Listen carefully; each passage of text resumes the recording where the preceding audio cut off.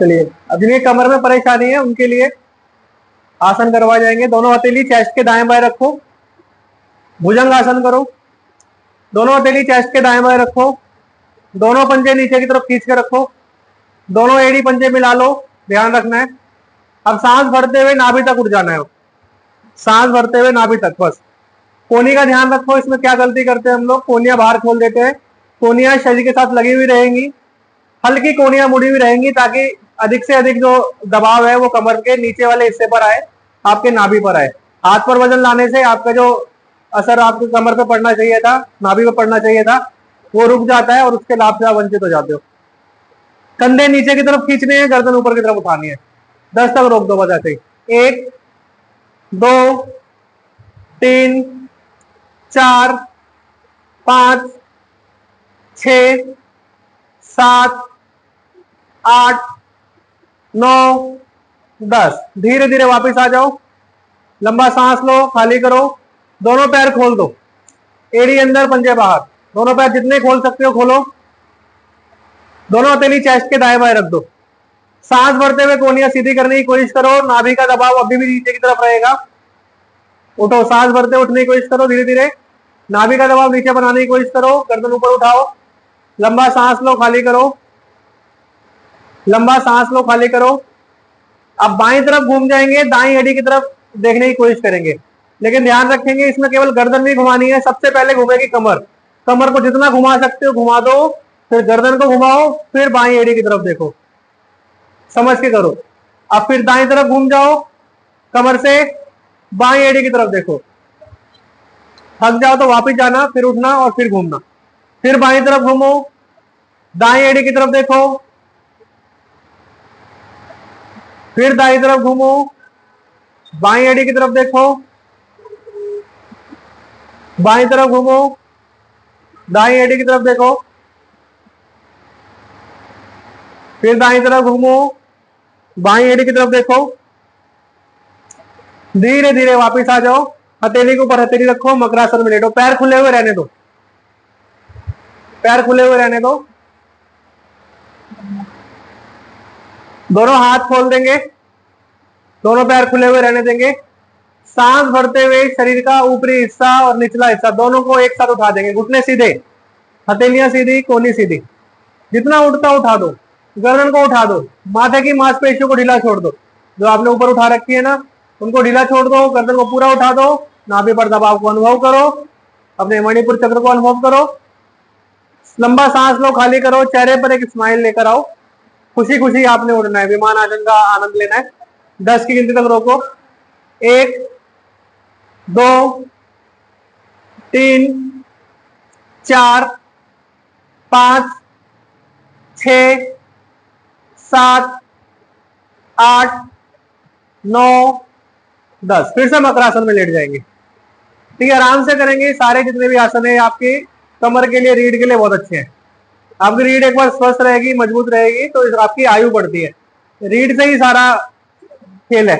आपने चक्र भी देखे होंगे ना, जो 7 चक्र बताए हैं, कहीं 6 है, कहीं 8 चक्र बताए, वो सभी रीढ़ पर बताए, कहीं भी आपकी दूसरी मांसपेशियों में या फिर दूसरी हड्डियों में नहीं बताए, सारे रीढ़ से शुरू होते हैं, मूलाधार से लेकर आपके सहस्त्रार चक्र तक सभी रीढ़ पर लगे हुए हैं। तो एक बार रीढ़ सही हो गई, मजबूत हो गई, स्वस्थ हो गई तो आपकी आयु बढ़ती है, आप लंबे समय तक स्वस्थ जीवन जी पाते हैं। चलिए, दोनों पंजे नीचे खींचेंगे, दोनों पैरों में शोल्डर डिस्टेंस रखेंगे, सांस भरते हुए कोहनियां सीधी कर देंगे, ऊपर की तरफ देखेंगे, हथेली के ऊपर हथेली, हाँ ऐसे। अब सीधी करो, दोनों पंजे नीचे खींचो, दोनों पैरों को पास में लाओ। रेखा जी आप भी, सुमन जी थोड़ा पैर पास में लाओ, उठाओ, लंबा सांस लो, खाली करो, लंबा सांस लो, खाली करो।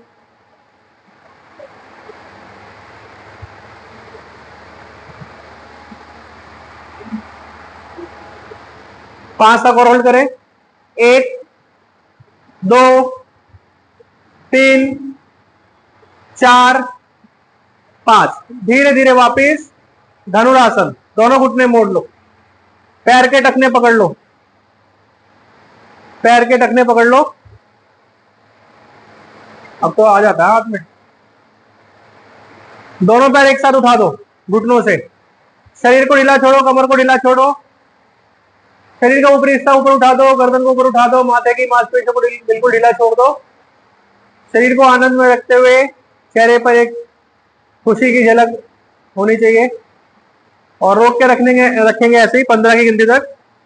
1, कांता जी और ऊपर उठाओ, 2, 3, 4, 5, 6, 7, 8, 9, 10, 11, 12, 13, 14, 15। दाईं तरफ से बाल शिथिलासन में लेट जाओ, दायां हाथ दायां पैर मोड़ दो, दाईं तरफ चेहरा कर लो, बायां हाथ कमर के पास, बायां पैर सीधा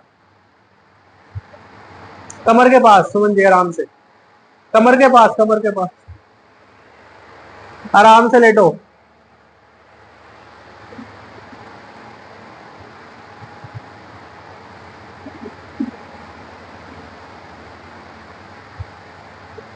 वापिस सलभ आसन, अंगूठा अंदर, मुट्ठी बंद, कलाई को पकड़ लो इस तरीके से, दोनों पैरों में शोल्डर डिस्टेंस रखो, सांस भरते हुए शरीर का ऊपरी हिस्सा और निचला हिस्सा दोनों उठा दो और हाथ को इस तरीके से ऊपर की तरफ खींचना है। ये हाथ को ऊपर की तरफ खींचना है, शरीर का ऊपरी हिस्सा उठा देना है, निचला हिस्सा उठा देना है, बस 10 की गिनती तक रोकना है बस।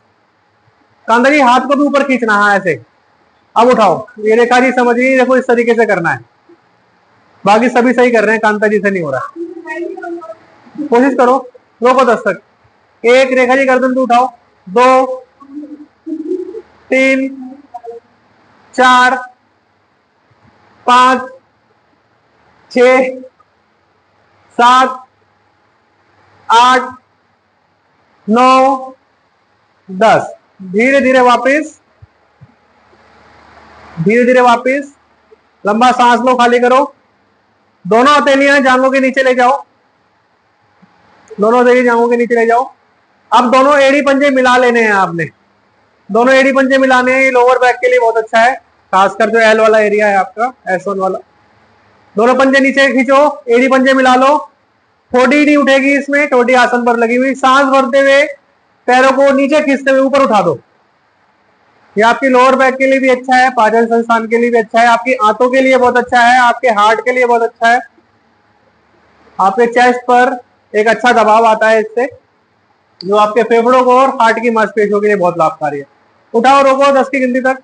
1, 2 और ऊपर, 3, 4, 5, 6, सुमन जी घुटने मिलाओ, 7, 8, 9, 10 पर वापिस बाल शिथिलासन दूसरी तरफ से करो, बाल शिथिलासन दूसरी तरफ से करो।